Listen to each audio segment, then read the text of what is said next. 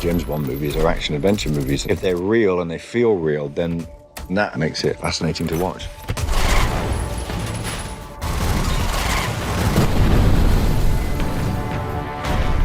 So much of the action sequences in this film are shot practically, and they are riveting. The reality of real humans doing these things, I think is so much better. I think audiences feel the same way. It would be so much easier to say, okay, let's put a 3D car here and let's do that. But no, that's not the way we do. That's not what we love to do. I think for us on a Bond, you know that there's a high risk.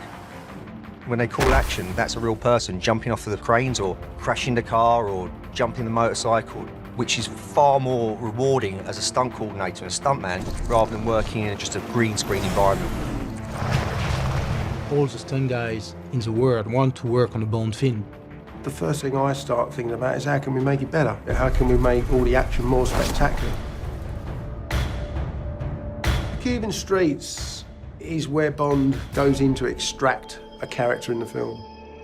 And it starts in Spectre event where it kicks off. A lot is going on in that scene.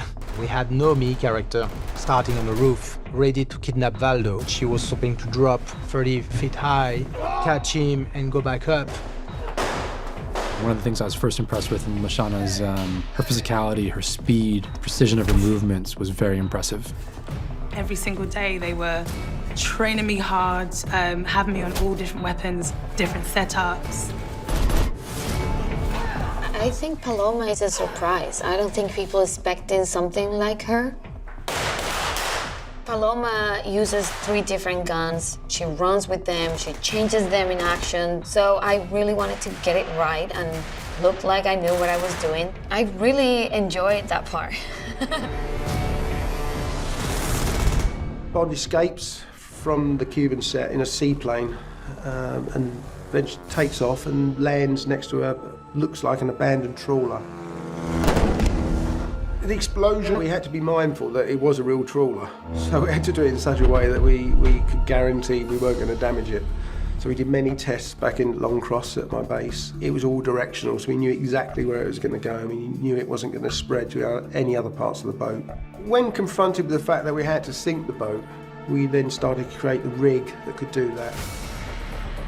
It's my favourite rig on the film, I have to say. I love those mechanical rigs where you program them because it could roll 360 degrees and then lower into the 6-metre deep tank of water. Relax! Daniel and Jeffrey did a great job swimming through it, trying to get out. The first day that we went down to rehearse and the thing flooded, I just couldn't stop grinning. It was just great fun. You know, you're thinking, wow, we call this work, huh? Absolutely one of the best rigs I've ever seen. It was for real. We took that under the water and there was an air pocket. Really, really eerie set to be in because you're not only trying to control your breath and think about the action and think about the story, but it's trying to keep calm, still get that emotion across on camera. Really, really challenging environment, that.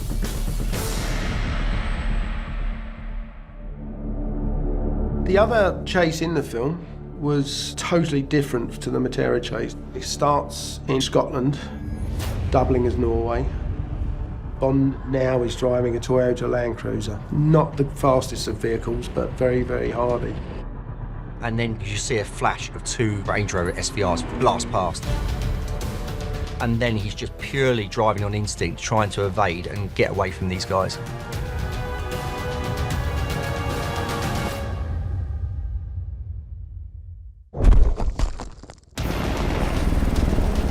Have the defenders coming down from high ridgelines, jumping over ledges. You'd have the motorcycles, all vehicles driving across the river multiple times. I was building certain terrains where they're hitting at 50 to 70 miles an hour.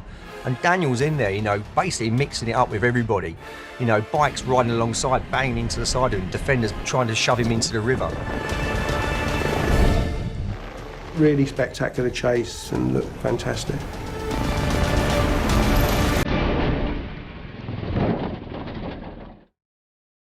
For the battle stairs scene, it was when Bond and Nomi are in the lair of Safin. And they get split in the third act. We're still missing a special moment action-wise for Bond.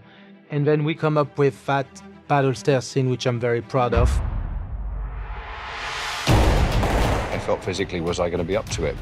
But actually, we figured it out on this one. We don't have any less action. And if anything, I kind of just do as much as I've ever done. Daniel and Carrie really wanted a fierce firefight. And it was particularly intense. There were many, many bullet hits that we embedded into the walls. And Daniel was shooting, there was grenades going off. On the third shot, grenade's already rolling at that point. He's coming out, sees the grenade, and that's when we're pitching around for that. It was a really emotional moment for all of us because it's Bond's final battle. And the end of Daniel's reign as Bond, I wanted to make sure he got sent off in a great way.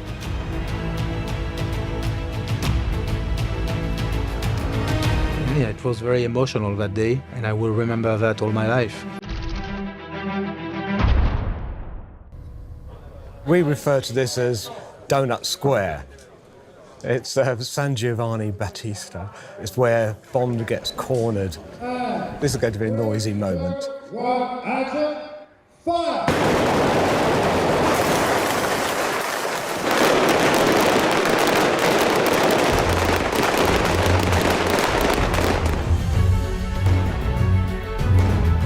After they've emptied their clips, James Bond says, right, now it's my turn.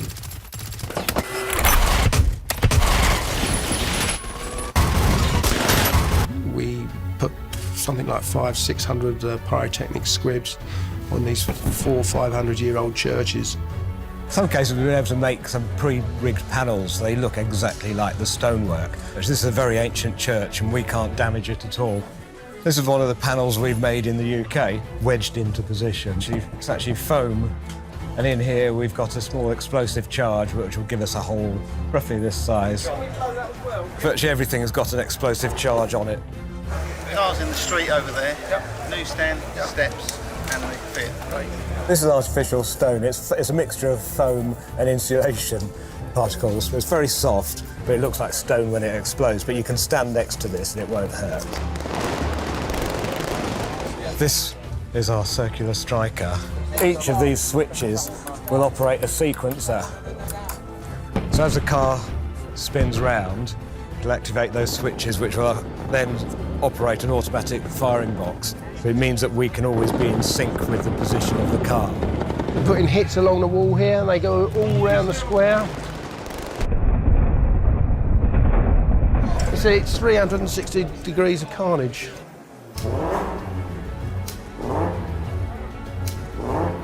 The great thing about this shot is Daniel actually did the donut himself. He floored it, put it into a donut and did a complete 360. Does everything that Bond's DB5 should do. We do it and more. It was fun. It was really fun. Spinning around. I would do it again. With Daniel doing the car work and having the confidence of Lee Morrison there to sort of guide him through it, having Chris Corbald, who's a magician with the special effects, having complete trust that everyone is safe, everyone's going to do something and going to walk away from it, but it's also going to look spectacular. It's really important to get the action just right so it becomes believable. And what we're doing here, it is a little scrappy, it is aggressive, and it is for real. Hopefully it will be another Bond iconic moment. Doing stunts for real is always going to feel that much more exciting. Everyone ups each other's game. It just keeps building up until you have these amazing scenes. There's some powerful, powerful moments in this film. Alongside all the action, it was quite exhilarating. Matera is, in the last 20 years, probably the most challenging city I've ever worked in. To have all these masterminds come together to help us bring this to life, that is the sort of the dream come true part of making a movie this big. It's a satisfying emotional journey for an audience if they're invested in the characters, and that hopefully makes it fascinating to watch.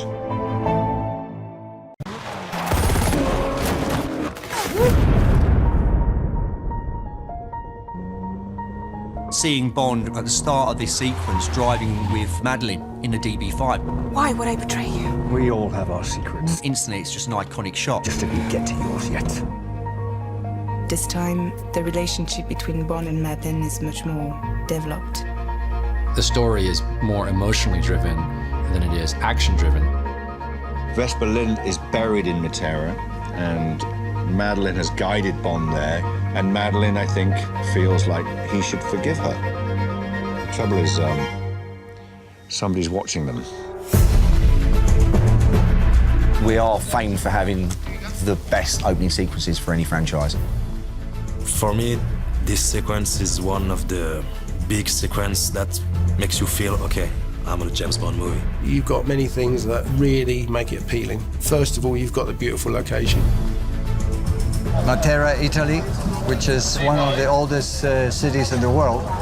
Then throw into the equation the car, the fantastic, legendary DB5. It gets people's juices going because of the gadgets it has, and we use them all.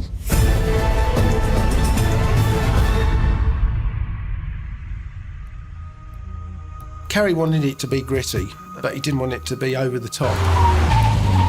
So when we originally scouted it and Carrie basically signed off, loved the city, it fit story-wise for us as well. Then we had to go about how we're going to break it down, how we're going to achieve a high-speed chase. And so one of the main problems with Matera is which bit do you shoot it in? We were looking at going up steps, down steps. It was finding the actual right combination of streets to do it in. It was very challenging to find a way to still keep the speed up. It was constantly evolving, even up to when we shot it, which was probably 6 months later. We were still evolving the sequence. Is it the way you're gonna film it? Is it just the stunt itself? Is it the way we want to have the actor doing it all the time? And then how we're gonna do that to make it safe? Action! Olivier Schneider and I had long conversations about the fighting style to make it fit the character. There's a brutal simplicity to it now that's just come with age. And all the time you try to put the line as far as you can because you don't want the audience to be disappointed. The action comes out of a fight or die situation. I think therefore the action itself becomes more exciting because you actually care about the characters. There's a motorbike chase right at the beginning, all in the incredible backdrop of Matera. The moment where Bond jumps the motorcycle, it's a big moment actually because it was very last minute. Lee and I, even Daniel, we were thinking like, we missed something here. We need a Bond moment. That idea didn't come about 8 months earlier when you typically would do that and plan out all the dangers. That came about probably 4 weeks before we pulled off the stunt. And we wanted to build a ramp that looked like it should be there in place. It looks like a wall. So to look like a wall, it had to be really steep at 65 degrees. This is a section where we see Bond travelling at high speed on the motorcycle he's taken from Primo. You can see the structure we've had to put in place because we had to make sure the ramp would take the loadings. This section where it's critical, John's now working on the ramp. As far as just past where George is now coming down, he's committed at that point. There's no going back.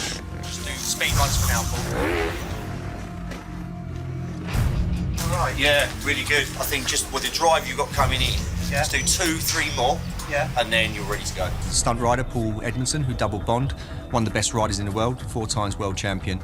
Technically, no problem whatsoever. But then come the day of actual rehearsals and when you actually get to the bottom of the ramp, both of us were having a little look at each other. Okay, let's do another. We both knew that you had to hit it at a certain speed. So it was full commitment. Because when you're jumping a motorcycle up a ramp that steep and covering 35, 40 feet, but you're going up almost vertically, you become almost like a sail. You're not going forward through the air, you're going up, and so the wind can catch you. And unfortunately, the day of shooting, going the wrong direction. So it was blowing off to the area where we were going to land. Everybody waiting, everybody's getting tense, everybody's ready to go to roll cameras, but the wind's too strong. Yeah, you know, it's one of those, you've got to commit, but at the same time treat it with respect and think about what you're doing. So when you put all that together, that's when it becomes interesting.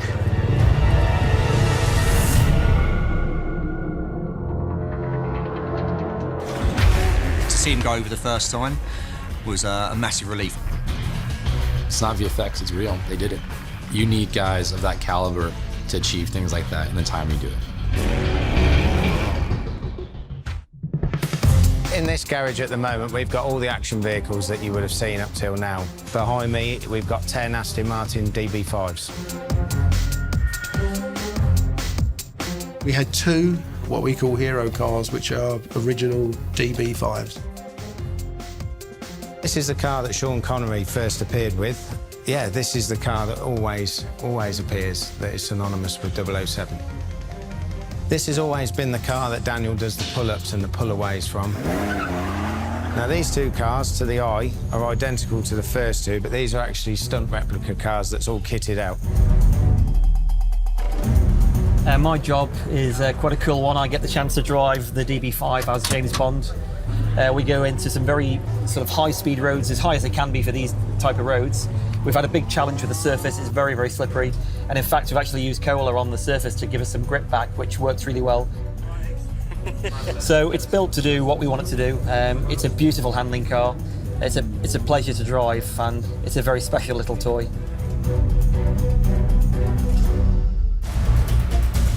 There's a particularly fast stretch of road running alongside the valley in Matera, and in that spot, the DB5 could really open up. DB5's travelling at speed. We was at speeds at 100 plus sometimes along the Gorge Road. And the good thing about Mark is the faster the speeds go, the better he gets. The DB5 I'm in now, it's been built from the ground up with competition suspension. It's got about 340 horsepower. So these 2 cars, these are the stunt gadget cars, and these are the ones that you'll see in the film where all the gadgets are exposed. We obviously saw the guns working in Skyfall, and then the car itself gets destroyed. Spectre gets rebuilt, but we don't know what's inside it. We kind of had carte blanche to sort of reimagine what's in the car and what it could do, and to try to do it tastefully, obviously. We want it to fit within the narrative and the emotional story we're telling in the film, but also, you know, have a little bit of fun with it, too. Barbara mentioned early on the idea of going back to Jamaica for this story. Jamaica was the place where Ian Fleming created the character of Bond and wrote all the books and short stories there. He ends up living in Jamaica, which is basically James Bond's sort of spiritual home. It feels like such a Bond thing, whether it's Dr. No or Live and Let Die. The connection is a solid one, and it felt like the right thing to do. Dr. No, the first James Bond film, was obviously shot in Jamaica, in Ocho Rios, Rockabessa area, which is the Golden Eye area. Even though the house that we built is nothing like where Fleming lived, you could feel the wildness and that living on the edge of nature that feels just right for a guy like Bond, who has seen and experienced what he has and is looking to live a quieter, more peaceful life. And the Jamaicans have been incredible, right from the get-go. Certainly in our props department, art department, construction, all of those key departments, we found great people in Jamaica, and it's been an absolute privilege working with them. This is an island of just stunning beauty, not just the land, the water, but the people, the energy, the spirit, the culture that lives here. We have all of that comes to bear, and it really only helps to drive the building of the character and drive the story forward. You know, all we have to do then as actors is just show up in the midst of that and live in it. I'm Jamaican. My parents are Jamaican, they're born and bred here. Jamaica is rich, flamboyant colours, and it has a heat and a history and a grit to it that not many people get to see. I feel very in touch being here, and I feel grateful to bring my culture to the cinema. We're in Port Antonio in Jamaica, where we shot part of our film that's supposed to be Cuba. The government here has been absolutely amazing and supportive for us. We've had incredible support from the Jamaican government. If you go and talk to a company and say, look, would you be interested in somebody flying a plane in very close proximity to your boat? They're going to say no. When you tell them James Bond's doing it, they're up for it. We want the locations to be sensational and stunning. We want people to remember this film for every reason.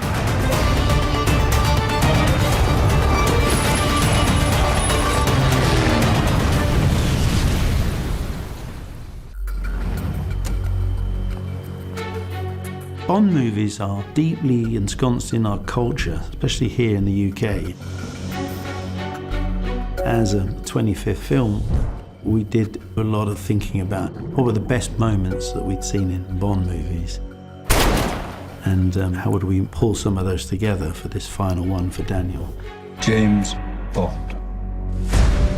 To be designing a Bond movie is a real privilege, and it's sort of a treat. We're looking for new inventions, new ideas, a bit of scale, glamour, things that are sort of extraordinary.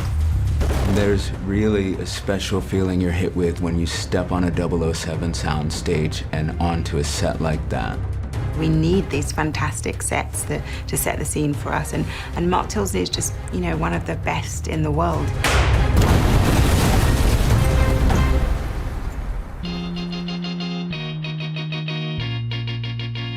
We have come to Jamaica. We've built in this bay, Cocoa Bay, we built Bond's house. This is Bond, who is now in retirement, has come back to a Bond spiritual home.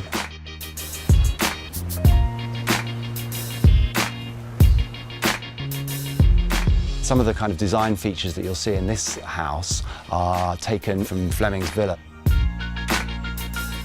We've also got a reproduction of Fleming's desk in James Bond's bedroom. But what we wanted to do with this place was make it a little bit more rough and ready. The best way of achieving the look for us was to actually build it with local Jamaican guys. It has this kind of real local feel to the design of the place. The really tricky thing about this location is that there is no road. All of our materials had to come in by boat, so we had to actually build a pier here, and that was not only part of our set, but also the access for everything you see on this set.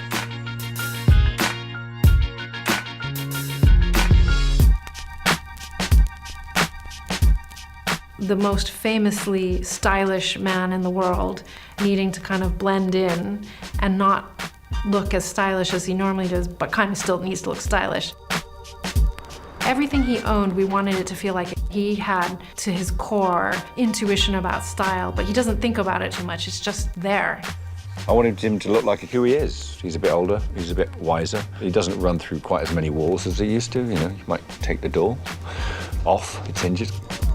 I wanted Nomi to have her own very strong, very self-possessed, sharp look. Whatever she was wearing, she'd have to be at the ready. Her clothes needed to be as stylish and utilitarian in the same measure as Bond's clothing was.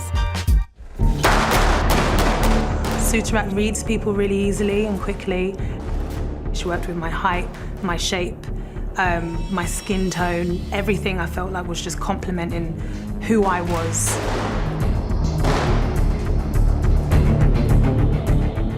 Cuba was obviously at one time really wealthy and exotic, but now there's this sense of faded grandeur. It's even more exciting now. It's like looking at ancient Rome or something. We weren't able to do this in Cuba because there's a lot of fight work and all sorts of action that was going to be involved. So we had to build it. There are 12 buildings on the Cuban set. Every building has a different purpose. The El Nido Bar is a specifically designed building using many references that we found in Havana. That building is one of the hero buildings, so therefore we had to adapt it in a certain way that worked for the action. A lot of stunt action. We wanted this grand, classic, romantic staircase. It's a very famous restaurant in Cuba, but it has a road that runs underneath the staircase, and we wanted to try and emulate that. There was a definite deco feel that Carrie wanted, so you can see the sort of deco-esque lights. With the true Latin American feel, it's a very, very tall building. We're using all the elements, nothing's to waste here. This is a truly hero building for a Bond sequence. I am Cuban and I know exactly how Cuba looks like, and I think it's very hard to recreate a country like this. This decadent aspect of it, so much color and it's so rich, and the pass of time. It was really impressive, the level of detail and the scale of the set. It was a 360 functional set with entire buildings. It was like an immersion into Cuba. The Spectre event was a particularly juicy and satisfying part of the design process for us. It's one of those parts of the story where the costumes are giving you as much of the environment, I think, as the set is. It also made Bond and Paloma make sense to me. They're like these sort of iconic silhouettes in the middle of all this noise. I wanted the noise to feel a little seedy, a little dark, a little dangerous. The tux is probably the most iconic of the James Bond wardrobe looks. Tom Ford has a handful of shapes, and we wanted to devise something that was specific to Daniel. So we took the best parts of some things that existed with a new version of a suit that they're currently developing. It was an amalgamation of those things. With Paloma, we wanted to make sure that she stood out from the crowd but was embedded. We knew that we wanted to probably have a diamond moment for her. Whatever the dress was couldn't sort of steal the thunder of the diamonds. Lots of Chopard pieces to choose from. It was really hard, but I felt like we found the right touch for her. However, the diamonds couldn't be the only thing that we were looking at, and she needed to look as a stunning whole package. The surprise of her being able to conduct all these crazy stunts in what seems like a diaphanous dress is the strength of that costume and that character.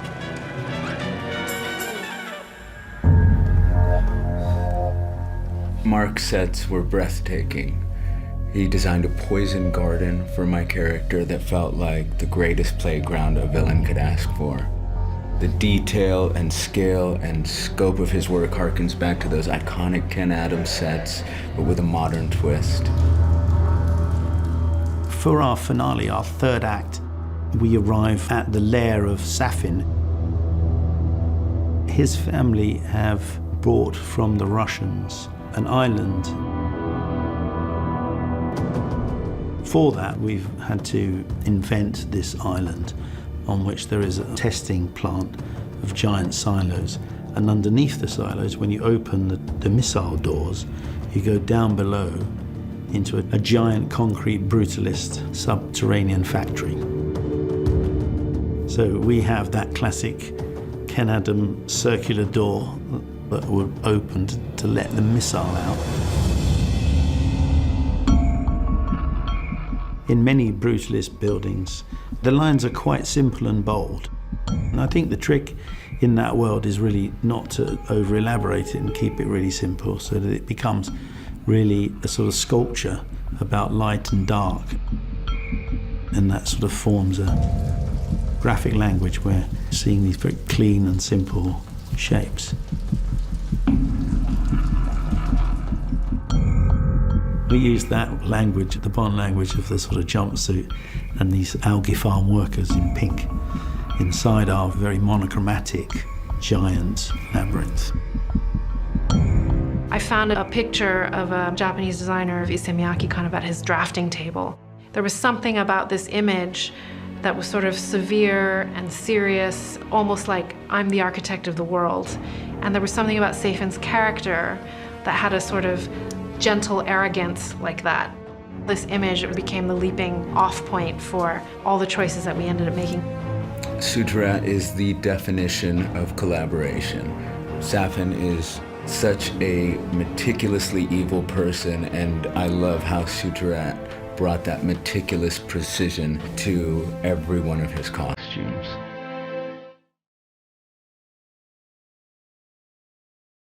It's a real tribute, and it's quite fun to do the classic Bond sets, like M and Moneypenny's office. Each time that set comes about, it's evolved. Each design team adds a little piece. So we slightly adjusted the colour of the lever on the door, and then we made a new painting. But fundamentally, the desk and everything else, it has been the same for a long time. You just try and keep it in the same language. The sets are other characters in the movie, and they're really powerful characters, and because they set the tone for everything. Mark is just transporting us into the world that he's created every single time. He's literally giving us exactly what we need as actors to feel and sense and experience what our characters would be at every given moment. What I'm interested in is whether the film as a whole, with all its parts and pieces, is thrilling. The story, the lighting, the action is important. In fact, the performance is most important. So hopefully we've given the performers worlds that they felt excited by and involved in, and that will come out when we watch the film. I'm immensely proud of it because of just the huge collective effort that goes into making a Bond movie, and being just a small part of that, it's an honour to be in that position.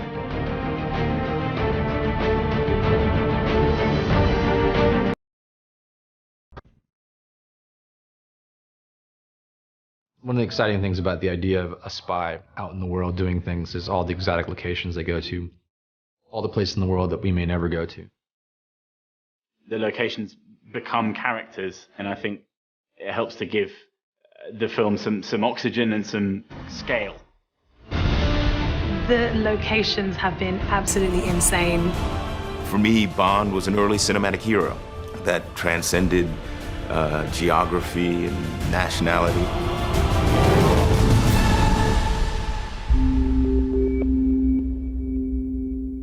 When you watch the beginning of a Bond film, you are expecting some kind of spectacle, right?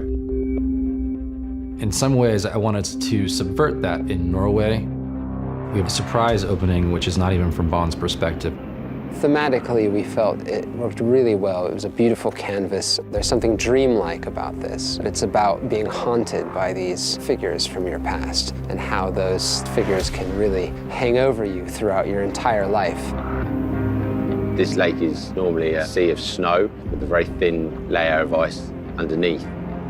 We have, through the process of removing the snow and allowing the cold nights to naturally freeze the water on the surface of the lake, managed to cultivate it and create a safe working environment for our crew, and also build our house in the background. The frozen lake water forms a type of ice that we call steel ice.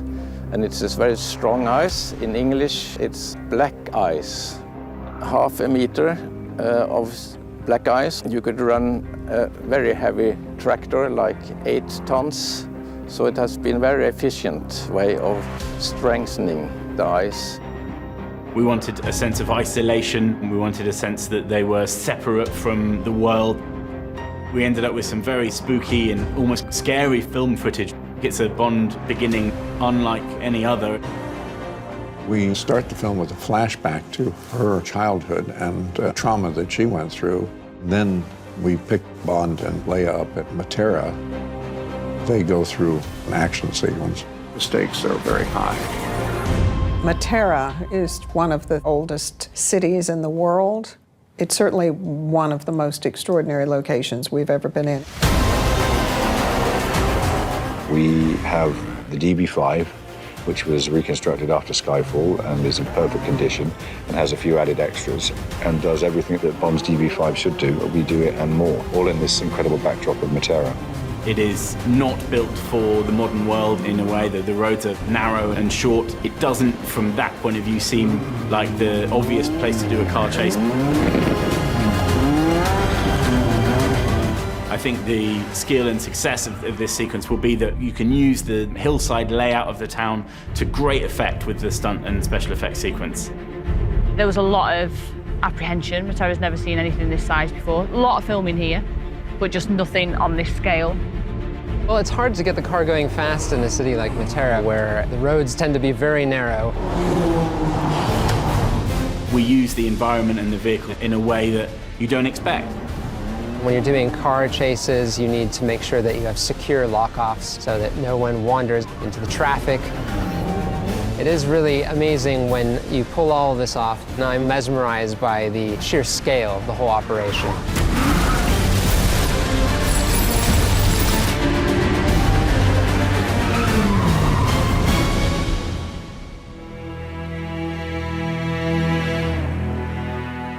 We are on our Ardveriki estate in the Scottish Highlands, and we're filming new Bond. I was really, really keen to do a Bond driving chase sequence off-road. in a really, really challenging environment. You know, up in the Highlands, it's stunning. Everywhere you look, it looks like you can drive. Normally you can't. When you're working on a Bond film, the collective expectations are high. Everybody wants to make the best film possible. So you want to find the best locations that are going to work. You want to have the best stunts that are going to look spectacular on screen. They're genuinely driving down steep, rocky hillsides across rivers, going off ramps. The Scottish part of this car chase was enormous. It was an enormous undertaking. We essentially took over a private estate. Logistically, it was very complicated. Narrow roads, locations are far from each other. It's been a lot of work, but I think when you see the vehicle performing, it'll be quite a spectacle.